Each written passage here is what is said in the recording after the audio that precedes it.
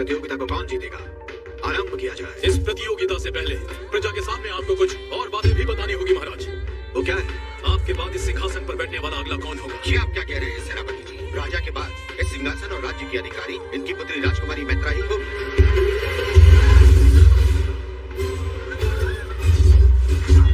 आज्ञा दीजिए महाराज। रुक जाओ भैरव, तुम्हारा इतना दुस्साहस, इसका कारण क्या है रणदेव? कारण है महाराज, ये इस राज्य को संभालेंगे। जो स्वयं पर मुसीबत आते ही आंख बंद करके अपना बदन ढक ले, वो क्या तलवार उठाएंगी? हाँ, जिसमें आत्मरक्षा करने की ताकत ही ना हो, वो इस राज्य की रक्षा कैसे करेगा महाराज? हमारी सीमा पर शेर खान डेरा डालकर बैठा हुआ है, हमारी प्रजा डरी हुई है, थर थर कांप रही है। ऐसी स्थिति में प्रतियोगिता होनी चाहिए, ये जानने के लिए नहीं कि राजकुमारी के लिए अच्छा पति कौन है, बल्कि ये जानने के लिए कि अधिक साहसी कौन है। ये जानना भी अधिक आवश्यक है महाराज कि सिंहासन का उत्तराधिकारी कौन होगा।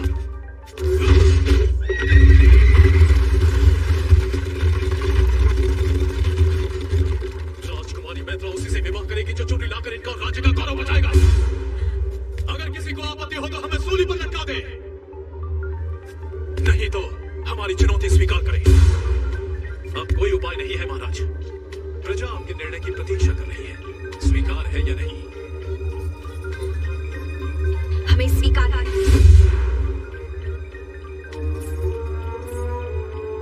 परंतु एक शर्त हमारी भी है। क्या है वो? जो भी पराजित होगा वो ये राज्य छोड़कर जाएगा। क्या बात है, हमें हराएंगी, राज्य से बाहर निकालेगी और विवाह उससे? वो यहाँ जीवित लौटेगा तब ना। इनको मैं इन्हें यहाँ जीवित लेकर आऊंगा राजकुमारी। आप अपनी आंखों से देखिएगा, जब शर्म के मारे ये इस राज्य को छोड़कर जाएंगे तो लोग इन पर थूकेंगे।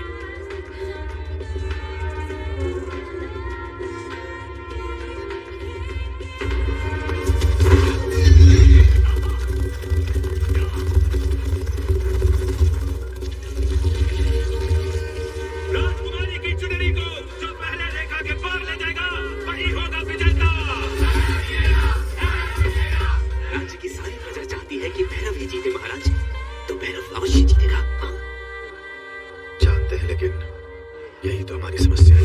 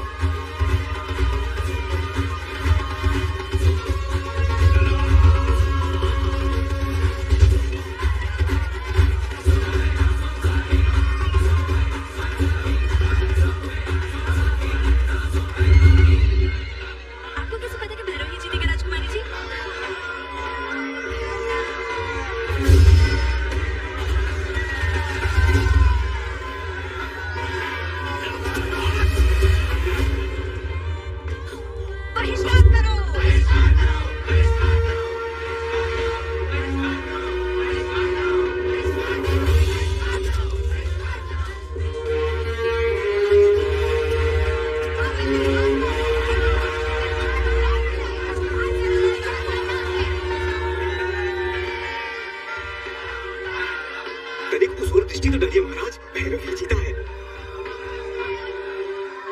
भैरव ही जीतेगा, ये हम जानते थे महामंत्री। तो फिर दुखी क्यों हो रहे हैं महाराज?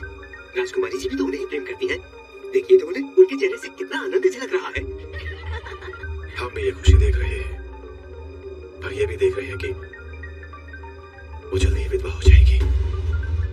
महाराज, काल भैरव उस कबीले से है जिसका हर आदमी अपनी जान इस राज पर न्यौछावर कर देता है। कोई भी 30 वर्ष से अधिक जीवित नहीं रहता। शेर खान से लड़ते हुए मरना इसके भाग्य में लिखा है। ये जानते हुए भी हमने ये विवाह करवा दिया तो जीवन भर हम अपनी बेटी को विधवा ही देखते रहेंगे। राजगुरु ने ये भविष्यवाणी पहले ही कर दी है।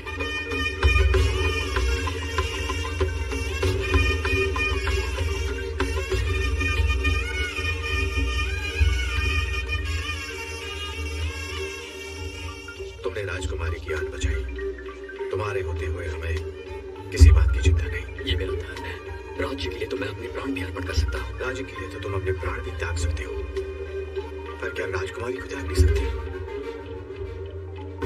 महाराज, एक महाराज नहीं, मैत्रा का पिता तुम्हारे सामने भीख मांगता है।